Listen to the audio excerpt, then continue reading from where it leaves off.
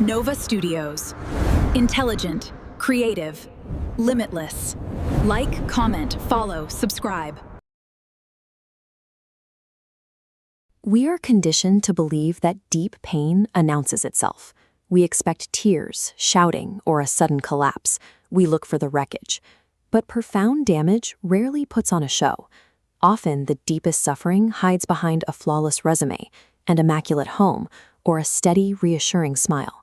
Psychologists refer to this as high-functioning trauma, a state where a person's outward capability runs in total opposition to the quiet collapse happening inside.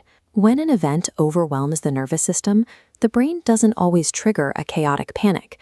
Instead, it can execute a ruthless, protective shutdown, severing connection from the immediate horror to enforce a deep state of dissociation. This diagram illustrates a typical stress response pathway.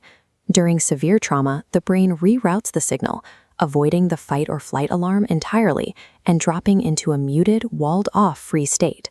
The mind chooses total silence to ensure immediate survival. We see that exact paradox reflected here.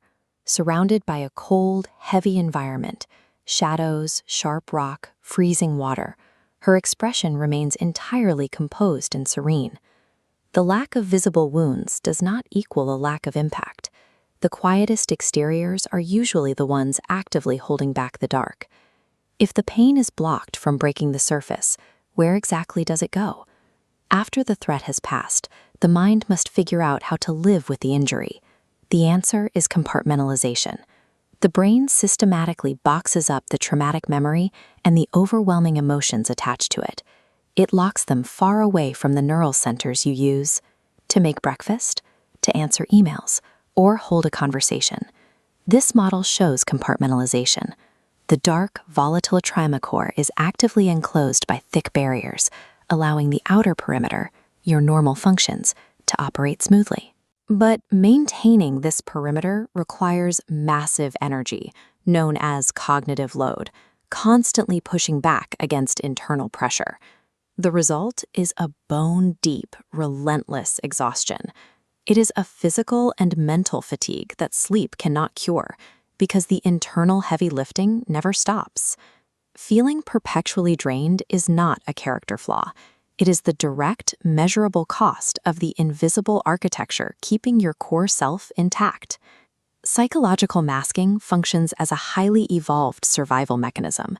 It allows for the projection of safety, ensuring a person can navigate their environment without constant external interference. Look closely at the crystal jewelry across her chest. It operates like a visible defensive grid.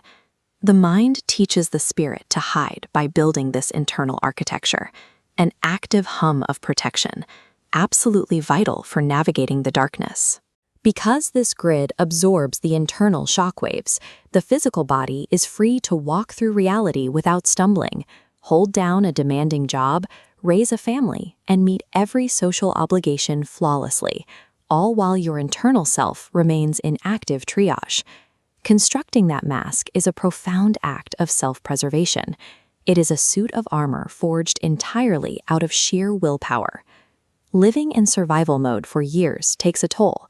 It is easy to look at the people around you and feel stuck at the starting line while everyone else runs the race. Post-traumatic growth occurs when the mind expands its capacity to carry the weight of the past. Resilience is measured by the scale of what can be carried, rather than the absence of the load. Active survival requires a daily, deliberate decision to push back the dark for one more 24-hour cycle. It is the steady work of maintaining presence in the face of history. Society loves a neat, resolved healing journey, complete with an outward victory lap. But you do not owe the world a performance of recovery. Quiet endurance carries the exact same weight as a loud triumph. Consider this figure again. She stands directly in the path of the falling water, surrounded by cold, sharp stone. She is in a hostile environment, yet she remains completely unbroken.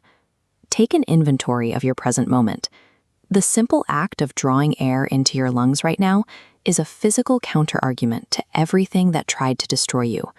The fact that you are simply still here, standing in the aftermath, shows that the darkness failed to finish its